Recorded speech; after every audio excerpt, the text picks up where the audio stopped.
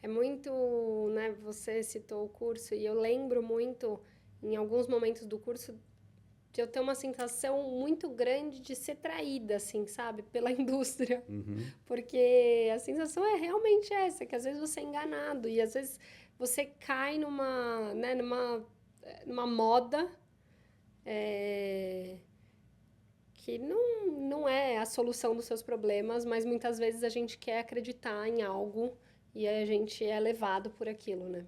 E isso vale para gente, e eu acho que essa sensação ela é ainda maior quando você está falando de um filho. Com E por uma certeza. coincidência, a gente está gravando isso na semana que saiu uma matéria sobre um documento que revelou as práticas da Nestlé. Na verdade, a Nestlé tem um histórico não muito positivo nos últimos vários anos. Primeiro foi um memorando interno deles, onde eles assumiam que 60% da linha deles não era saudável. A própria empresa. Se eles assumem que 60% eu chego perto do 100 com certa facilidade. Depois, há menos de um mês, acho, existem as lupas, depois a gente fala delas, mas a lupa de alto em gordura saturada, alto em açúcar adicionado, eles colocam bem no canto de alguns produtos que a embalagem é destacável para quando você abrir, antes de você começar a consumir o produto, você já não vê mais aquela lupa presente ali. E agora Realmente. foi falando da questão, entrando mais no nosso tema, falando da adição de açúcar em produtos que são distribuídos, o mesmo produto, para países pobres, enquanto a mesma versão em países mais desenvolvidos, ou seja, com mais informações e eventualmente com leis mais severas ou mais claras, eles não colocam, né? E isso, você falou de sentimento de traição, tem várias camadas aí, né? Tem o nosso sentimento de sim, de traição e Sim. De de. inocência, sabe? Eu falei traição, que é isso, mas na verdade você se sente enganado porque parece que você é inocente demais, Mas a gente é, né, né? Cora? Porque Exato.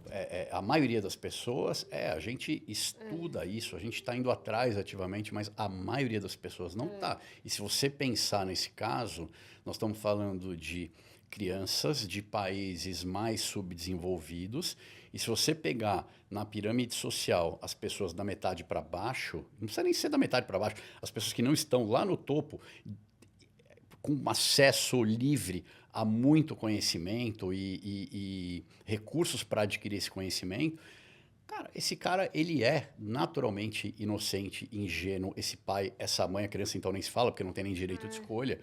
E aí ela vai pegar um produto, como foi o produto caso do estudo, leitinho e mucilon. Você pega um mucilon, por exemplo, que na Suíça, país sede da Nestlé, não tem adição de açúcar. A hora que você vai para os países mais pobres, você tem 20% da composição dele de açúcar, sendo que isso açúcar, sendo que o resto é farinha de milho, farinha de trigo, ou seja, amido, amido, açúcar. amido e açúcar. E lembrando que amido é 100% glicose, ou Sim. seja, é açúcar, açúcar, açúcar, açúcar, e depois um pool de vitaminas que foram extraídos sinteticamente para estarem lá, ou seja, não existe nada de comida de verdade num alimento que é para criança, alguns deles para criança de primeira infância, a partir Sim. de 6 meses. E infelizmente não dá para falar que é criminoso. É imoral, sem a menor sombra de dúvida. Não dá para falar que é criminoso, porque os caras estão dentro da lei de cada país. Sim, inclusive eu acho que eles, né? Você falou que eles é, relataram que 60% eles não são saudáveis.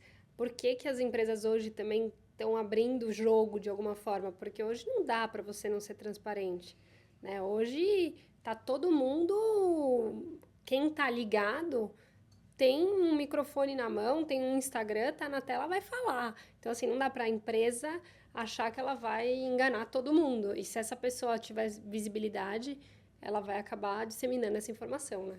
Sem dúvida. Eu lembro que eu fiz, inclusive, um post bem claro disso. As pessoas falam, mas você não tem medo de colocar a marca? Mas, pô, os caras abriram esse documento internamente. Alguém vazou. Não era para vazar, mas vazaram. E, obviamente, uma vez que você tem acesso a isso, Ah, você faz, né? A gente tem um certo sei lá como chamar, um ativismo alimentar, um ativismo nutricional, um ativismo de saúde, né? E eu faço muito isso, de trazer luz às grandes sacanagens. E só para fechar o caso da Nestlé, eu falei, ela é adequada à legislação. Claro, uma empresa desse tamanho não vai brincar, não vai contra a lei, porque as multas seriam inacreditáveis. Só que ela ajuda a fazer as leis, porque essa indústria tem Poder enorme, a né? maior indústria alimentícia do mundo, você imagina, é um poder ilimitado de fazer lobby. Então, ela ajuda a fazer as leis. E eu acho que uma empresa que se vende, porque os produtos deles são mais caros do que a média, similares, uma empresa que se vende como sendo saudável, ela tem que, separar um pouco o que é a obrigação legal do que seria a obrigação moral, né? Enfim, e a gente cai aqui nessa armadilha, e nós estamos num dos países que os produtos deles são vendidos com uma quantidade gigante de açúcar. E você acha, uma pergunta, né? Não sei se você vai saber essa resposta, mas enfim, você acha que isso é por diminuir o custo? Então eles adicionam açúcar? Ou é porque assim a criança cresce mais no sentido de ficar mais fortinho e a mãe sente essa, né, porque eu sofri muito com a Teodora sendo uma criança de baixo peso. Então, eu me esforçava muito para que ela conseguisse chegar na média. Ela nunca chegou. Enfim, a estatura dela, eu hoje tenho clareza o quanto ela é saudável, independente do peso. Mas assim, é porque eu ia atrás, mas isso mexia muito comigo.